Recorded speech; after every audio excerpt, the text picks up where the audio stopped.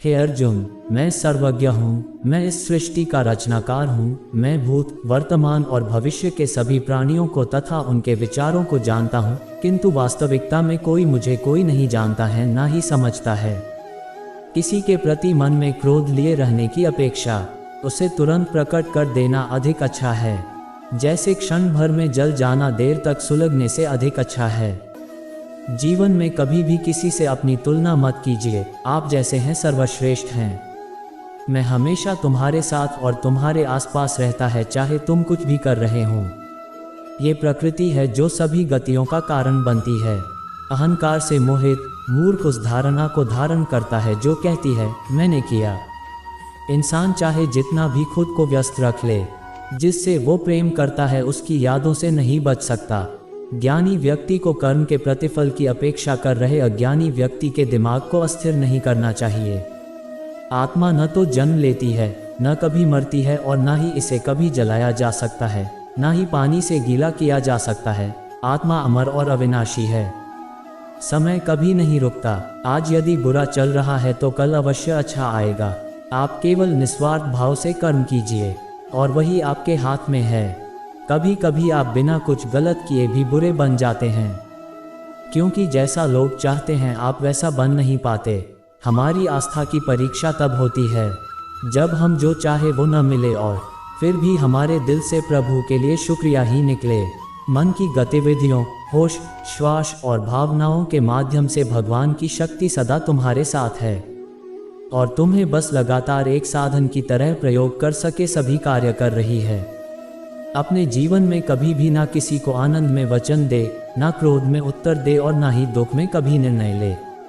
तुम उसके लिए शोक करते हो जो शोक करने के योग्य नहीं है और फिर भी ज्ञान की बातें करते हो। बुद्धिमान व्यक्ति ना जीवित और ना ही मृत व्यक्ति के लिए शोक करते हैं। तुम अपनी पीड़ा के लिए संसार को दोष मत दो।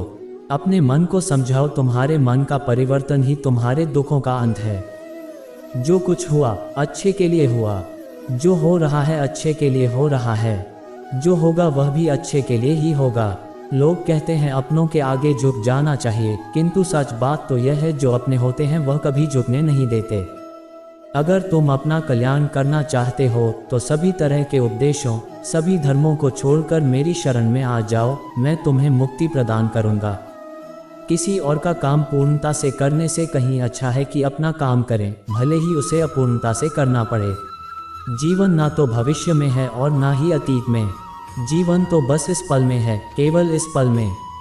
वक्त से हारा या जीता नहीं जाता, बल्कि वक्त से तो सीखा जाता है। प्रेम एक ऐसा अनुभव है जो मनुष्य को कभी परास्त नहीं होने देता और घृणा एक ऐसा अनुभव है जो मनुष्य को कभी जीतने नहीं देता।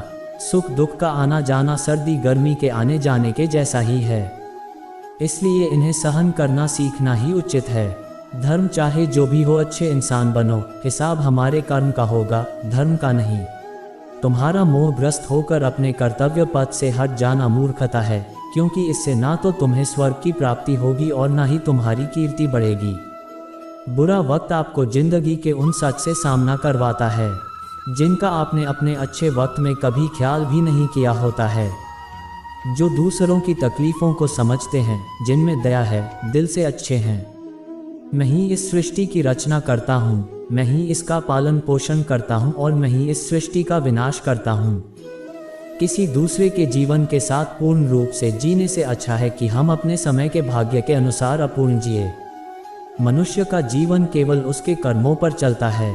जैसा कर्म होता है वैसा उसका जीवन होता है। हम दुनिया से कभी शांति नहीं पा सकते जब तक हम खुद अंदर से शांत ना हो।